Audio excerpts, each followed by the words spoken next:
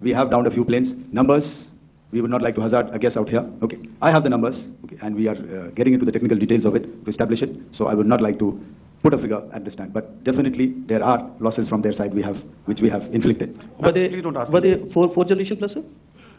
See, you're putting words into my mouth. Why do you say fourth generation? Let us make it high tech. Okay. Thank you so much. All right. If Pakistan's airspace, Pakistan's land, Pakistan's ADIZ and territorial waters, there's no compromise. There's no compromise. Pakistan's people, when they are threatened, their loss of life, loss of material, it cannot go unnoticed, cannot go like that. We owe it to our nation. And the pride and the trust the Pakistani nation has on our armed forces, we have always upheld it at all cost. At all cost. We did try to tell them with our tactical brilliance in Pulwama. Now we showed them our operational prowess and strategic guile and guide, and I think they should take heed. This is the best we can. जय हिंद दोस्तों, I hope कि आप सभी ठीक होंगे।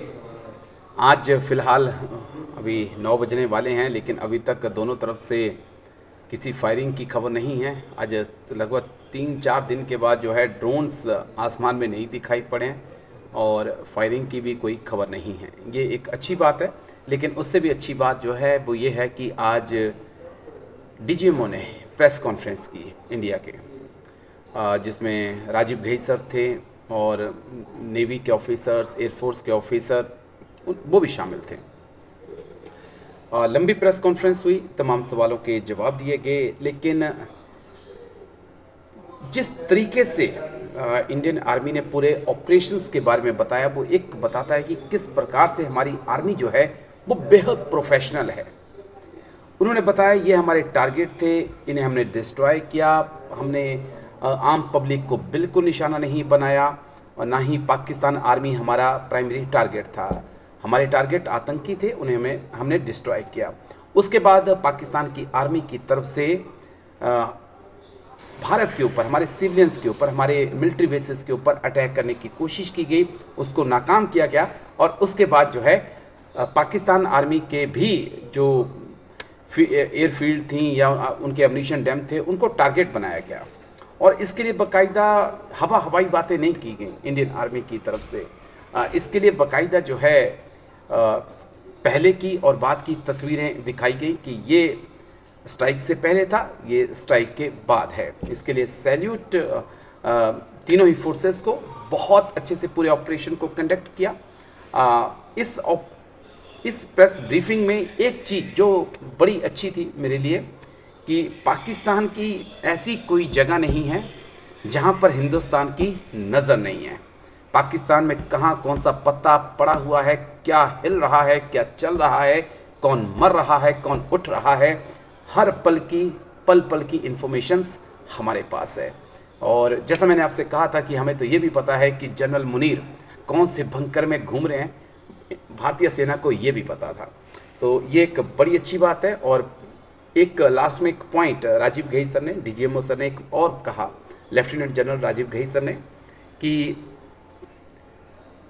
Army chief की तरफ से एक फुल पावर जो है अब दी गई है। तीनों ही तमाम जो कमांडर्स हैं, कमांड के जो आर्मी कमांडर्स हैं, उनको एक परमिशन दी गई है कि अगर पाकिस्तान की तरफ से हमला आता है, चाहे वो छोटा हो चाहे बड़ा हो, पूरी ताकत के साथ उसका जवाब दिया जाएगा। तो ये जो है बिल्कुल साफ जो है डीजीएमओ ने कर दिया है और ये भी बता दिया है कि पाकिस्तान के डीजीएमओ ने ही रिक्वेस्ट की थी और बातचीत की पेशकश की थी कि हम बातचीत आपके साथ करना चाहते हैं। तो पूरा ये ऑपरेशन सिंदूर चला है, इसको लेकर किस प्रकार से पूरा ऑपरेशन कंडक्ट किया गया वो काबिल तारीफ़ है। एक तरफ जहां पाकिस्तान के जनरल्स जो हैं वो हवाई बातें कर रहे थे, दूसरी तरफ हमारी आर्मी ने सबूतों के साथ दिखाया। ये आपके मिलिट्री ये आपके मिलिटेंट कैंप थे, इन्हें हमने डिस्ट्रॉय किया। आपने अटैक करने की कोशिश की, हमने उसको भी रोका, और साथ ही में हमने जवाबी पलटवार में आपको ये भी बता दिया कि हम कहाँ कहाँ जाकर आपके अटैक कर सकते हैं। ये सिर्फ एक ट्रेलर था। अगर अब पाकिस्तान की आर्मी कार्रवाई करती है तो फिर पूरी पिक्चर भी दिखाएंगे। लेकिन सुनिए, लंबा थोड़ा सा वीडियो है, लेकिन मेरा दिल खुश हो गया है, मेरा दिल खुश हो गया है। मैं सुबह थोड़ा सा निराश था जिस प्रकार से प्रधानमंत्री मोदी ने फैसला लिया सीज फायर का, उससे बड़ी चोट पहुंची थी। लेकिन डीजीएमओ सर ने आकर जो तस्वीर साफ की, उससे दिल बल्ले बल्ले। जय हिंद इंडियन आर्मी को। थैंक यू सर इस हौसले के लिए और इस ऑपरेशंस के लिए, तीनों फोर्सेस को थैंक यू। जय Hind.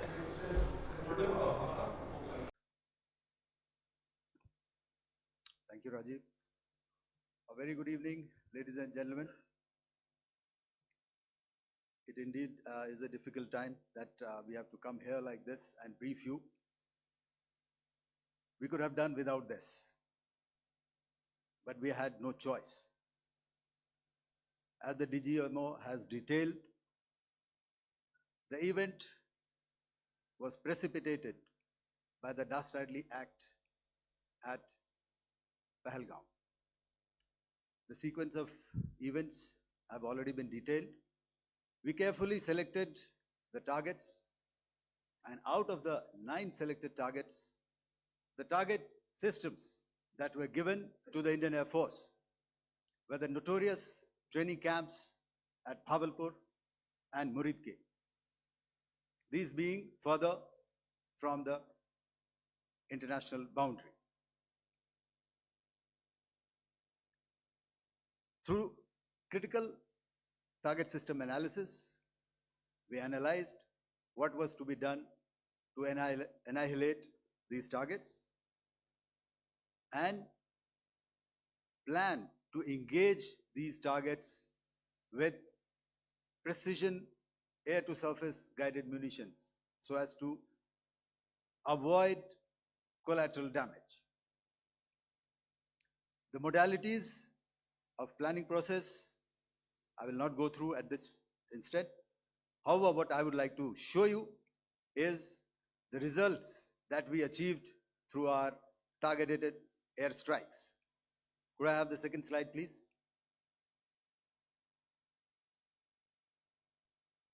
Yeah, change, please.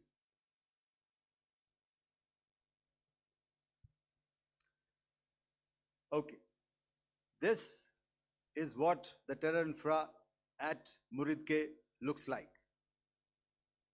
If you see, north is as indicated, and to the right is east, where the international boundary lies. Could we have the next slide, please?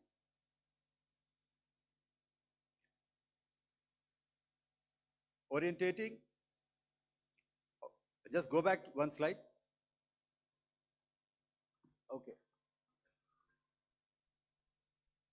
Please have a look at this red building, the series of buildings out here, and this empty ground. Next. If you relate, the empty ground is here, and you see this is the first weapon that is impacting. This is the impact point number 1 on Muridke training camp with our precision guided weapon on early morning 7. Next, please. Keep your eyes glued for the second weapon coming in and the second impact on the selected target point. Next slide, please.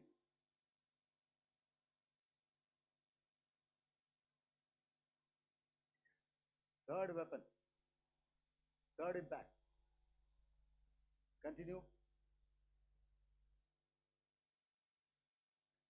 And fourth weapon, fourth impact. So through these targeted and precision targeting, we addressed the target at Muridke, which was the training infrastructure. Can you hear me? All right. Okay, I'll come closer to the mic. Now we go to the next target, which is the Bhavalpur training camp. Next slide, please. Okay, just wait. So the effect, if you see, the impact point, if I can point out, this is the impact point. The ammunition has gone through the roof and it has created a blast inside, the photographs of which you would have, all of you would have seen. And the red building, after that, there was this double-story building. It has been completely decimated by our precision targeting. Next, please. The target system, which was in the north, a series of buildings. I'll show you how it looked. Next. Completely destroyed by our precision targeting. Next. Now coming to Bhavalpur, this is the target complex that we are dealing with, a fairly large target complex. So we had to carefully choose the points that we needed to address, which were high value and which would meet our stated objectives of eliminating the terrorists. I would like to draw your attention to this red canopy, and in relation to that, I would cover the targets. One target system is a series of buildings here, other one here, and other one out here. Next slide, please. This is how it looked before, and this is how the building looked after the impact of the weapon, and orientation in relation to this red canopy you can see here. Next, please. Before, next, and after. The roofs have completely collapsed. Next. This is the target system. Next.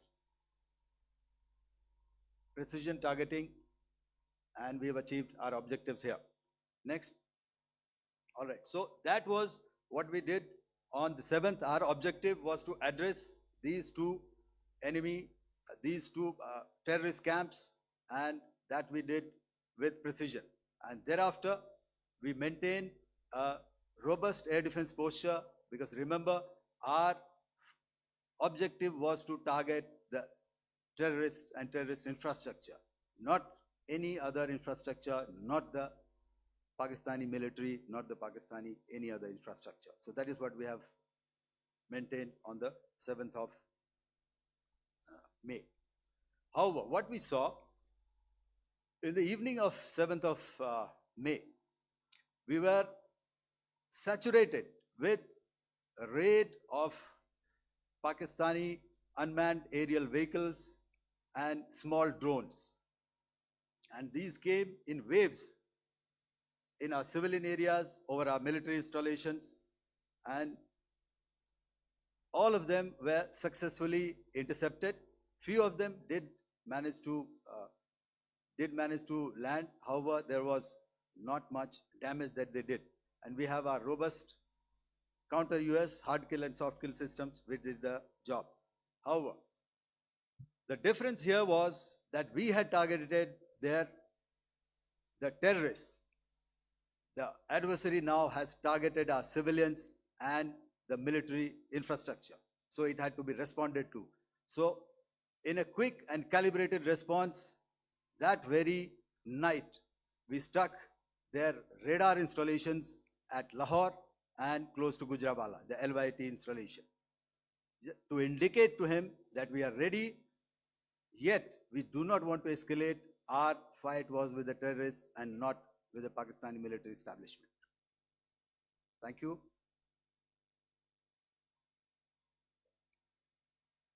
Thank you, Air Marshal Bharti. So, ladies and gentlemen, he's outlined operations not only on the night of 6th and 7th of May, when Operation Sindoor commenced, but also on the subsequent night.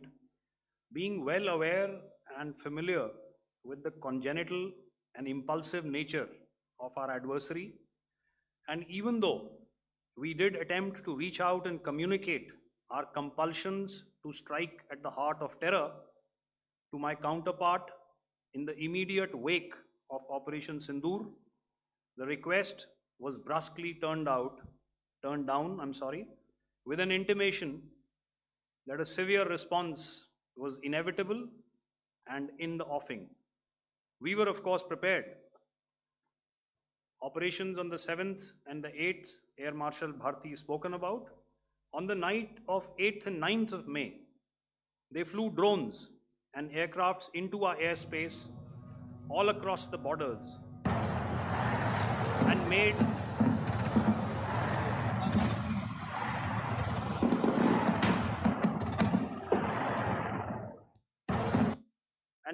largely unsuccessful attempts to target numerous military infrastructure.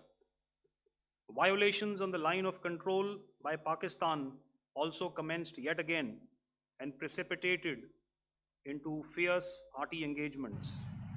The air operations on the night of 8th and 9th of May, I'll yet again request the DG Air Operations to cover.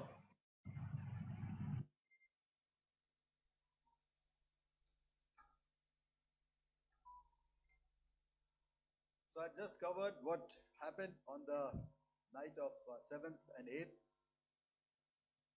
What we found that on the night of 8th and 9th, starting as early as 22:30 hours, our cities had a mass raid of drones, unmanned aerial vehicles, UCAVs, starting right from Srinagar, going down right up to Nalia. It was a mass raid in waves and it was relentless.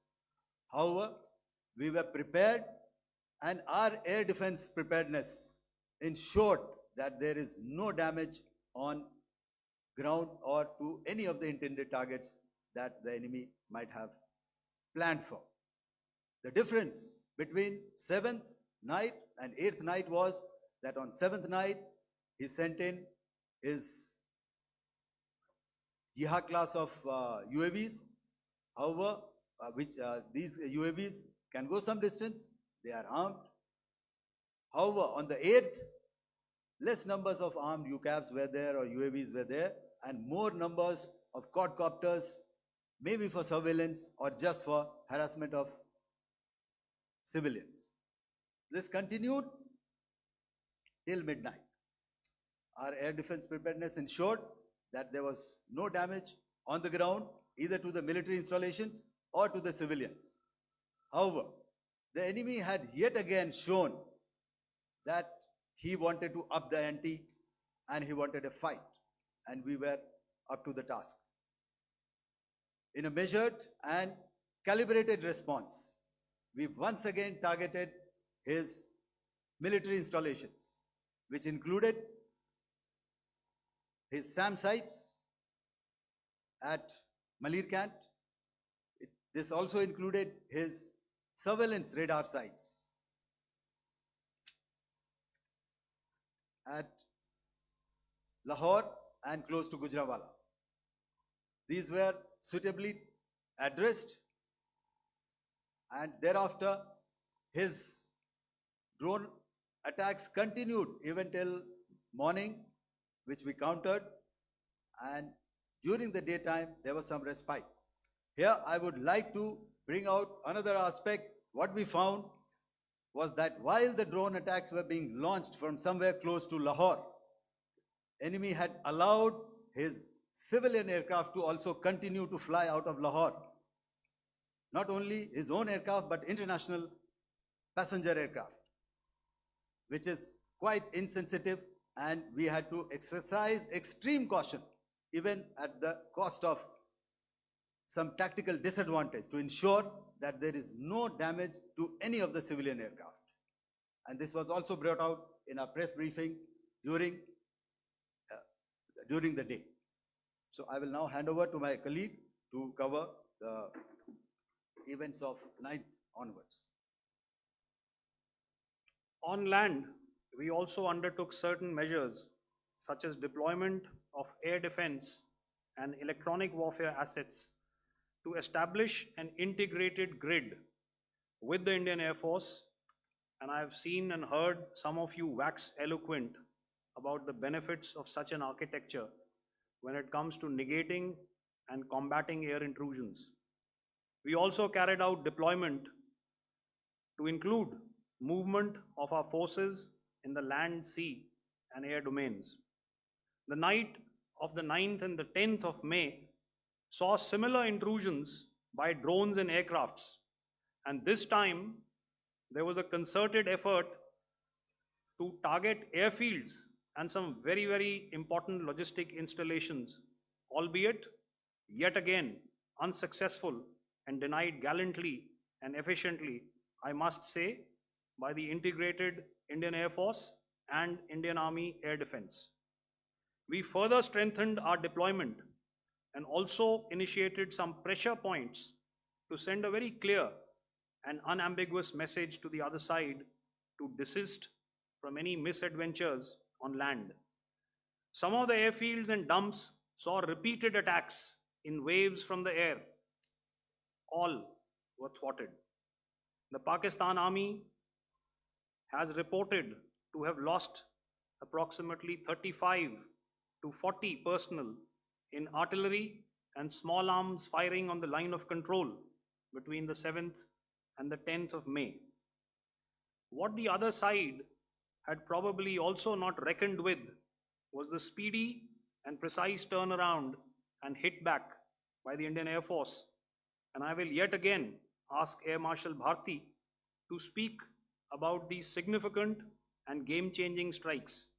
I will thereafter request Vice Admiral Pramod, my colleague and Director General of Naval Operations, to tell us about some very telling naval maneuvers in the Arabian Sea that exerted pressure on the night of 9th and 10th of May. Over to you, sir. Commencing about 2000 hours, that is 8 p.m. local time, on 8th of May, several Pakistani unmanned aerial systems, drones, combat vehicles attacked multiple IF bases. These included Jammu, Udhampur, Pathankot, Amritsar, Bhatinda, Nal, Dalhousie, Thois, Jaisalmer, Uttarlai, Falodi, Nalia. These were almost simultaneous and they came in waves. All our AD guns and other systems were waiting for them. All these waves were neutralized by our trained crew using the air defense systems that they have, and also some of them were utilized using our legacy systems like Pechoras and IF Summer, which we have recently acquired. And some were neutralized by the Garud snipers. There was no damage on ground from these incursions and these mass raids, if I could call them, from the Pakistani side. However, following these relentless attacks on our air bases, on our forward positions, and on our civilian targets, this was time to convey some message to our adversaries. And therefore, a decision was taken to strike where it would hurt. And towards that in a swift, coordinated, calibrated attack, we struck his air bases, command centers, military infrastructure, air defense systems across the entire Western Front. The bases we struck include Chaklala, Rafiki, and mind you, Chaklala is Islamabad, Rahim Yar Khan, Sakar, sending a clear message that aggression will not be tolerated. This was followed by strikes at Sargoda, Bholari, Jacobabad. We also struck the C2 centers at Murid, the UAE complex at Murid, Rafiki, radar at Chunia, which I will show you, Rahim Yar Khan airfield, and the unmanned combat aerial vehicle hangar at Sakar. I would like to reiterate here that we have the capability to target every system at these bases and more. However, it was only a measured response to instill good wisdom to our adversary to refrain from further escalation. IF response was directed only at military installations, avoiding civilian and collateral damage. I would now like to show you some of the effects that have been achieved as a result of our air operation.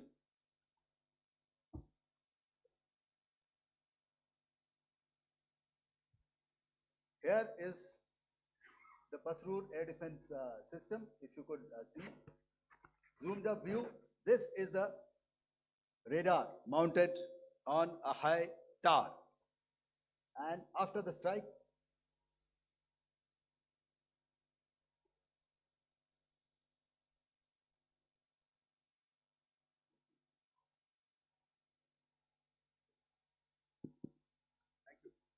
can you hear me? Yeah, thank you. And after the strike, this is what has happened. This radar has been taken out, completely burnt. Next slide, please. The Chunia air defense radar, which was taken out on 7th and 8th. This is the radar site. A blown up photograph, once again, on a tower. Not very clear, but what you see very clearly is the after effect after we have stuck. The radar head has been completely decapitated. Next slide, please. Arifwala air defense radar. In this complex, you see how it looked before, blown up image, and after really blown up. Next. Now coming to Sargodha airfield. Remember, this is one of their important airfields wherein they have a lot of assets, F-16s, other assets which they keep getting, training institutes. And we have stuck this airfield. It is not, if you zoom in here, then one impact point here on the runway and second impact point of our weapon, precision weapon on the runway. And if you see, this blown up, repairing going on. Same here. Next. Rahimyar Khan. This is the area we have stuck. A deep strike out here and one complex here. So this is how it looked before, and same. You see a big crater, another crater here, and this complex after strike neutralized. Next. Chaklala airfield, Noor Khan, once again a major air base, a lot of their logistic assets out here. This was the chosen complex that we intended to strike and convey a message. Next slide, please. This is how it looked before, and this is how it looked after our strike. Next.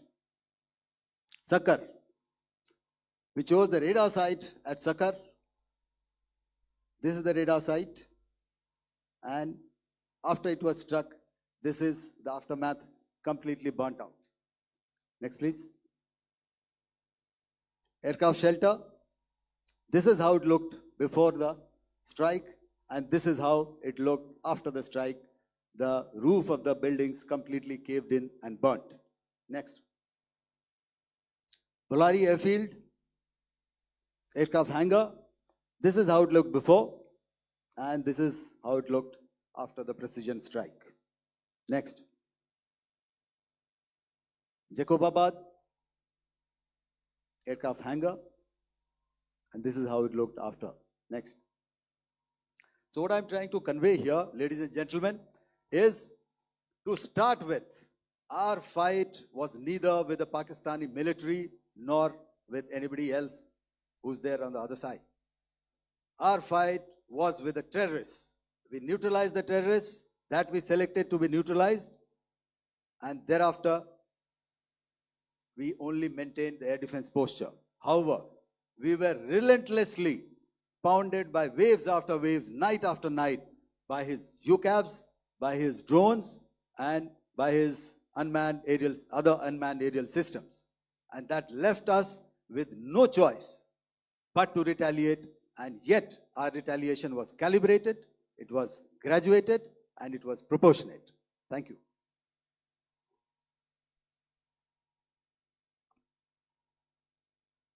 Good evening, ladies and gentlemen. In the aftermath of the cowardly attacks on innocent tourists at Pahalgam in Jammu and Kashmir by Pakistani-sponsored terrorists on 22nd April, the Indian Navy's Carrier Battle Group, surface forces, submarines, and aviation assets were immediately deployed at sea with full combat readiness in concert with the Joint Operation Plan of the Indian Defence Forces. You may be aware that we tested and refined tactics and procedures at sea during multiple weapon firings in the Arabian Sea within 96 hours of the terrorist attack. The aim was to revalidate our crew, armament, equipment, and platform readiness to deliver various ordnance on selected targets precisely. Thereafter, our forces remained forward deployed in the Northern Arabian Sea in a dissuasive and deterrent posture with full readiness and capacity to strike select targets at sea and on land, including Karachi at time of our choosing. The forward deployment of the Indian Navy compelled Pakistani naval and air units to be in a defensive posture, mostly inside harbors or very close to the coast, which we monitored continuously.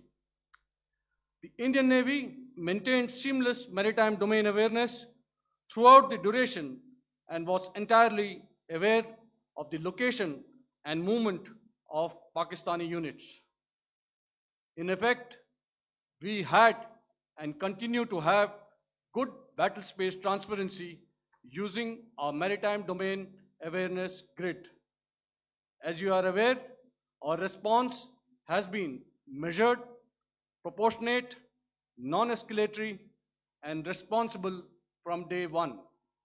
Accordingly, the calibrated approach considered all options, including the ability of the Indian Navy for offensive action from and at sea.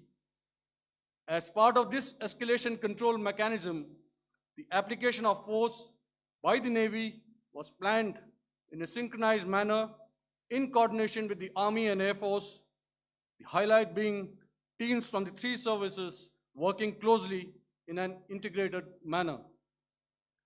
Along with the kinetic actions by the Indian Army and Indian Air Force, the overwhelming operational edge of Indian Navy at sea contributed towards Pakistan's urgent request for a ceasefire yesterday. As we speak, Indian Navy remains deployed at sea in a credible deterrent posture to respond decisively to any inimical action by Pakistan or Pakistan-based terrorists. Thank you. Samno Varna, Jai Hind. Now I'll hand over to Director General Military Operations for further proceedings.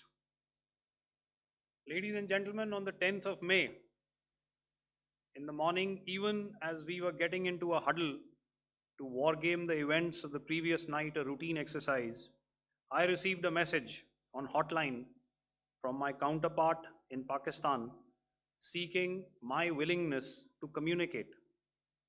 Since our initial aim was to strike at terror camps, and all our actions in the subsequent days were in response to the intrusions and violations by the Pakistan Air Force and its army, it was decided that I would indeed speak with my counterpart. You are already aware, I've seen it being covered on national television, that my communication with the Pak Dgmo was conducted at 15:35 hours yesterday and resulted in cessation of cross-border firing and air intrusions by either side with effect from 1700 hours 10th of May after he proposed that we cease hostilities. We also decided to further speak on the 12th of May, that's tomorrow, at 1200 hours, to discuss the modalities that would enable the longevity of this understanding. However, disappointingly, and must I add, expectedly, it took only a couple of hours for the Pakistan Army to violate these arrangements by cross-border and across the line of control firing, followed by drone intrusions across the expanse of the Western Front through last night and in the early hours of the morning today. These violations were responded to robustly and dealt with as they must be.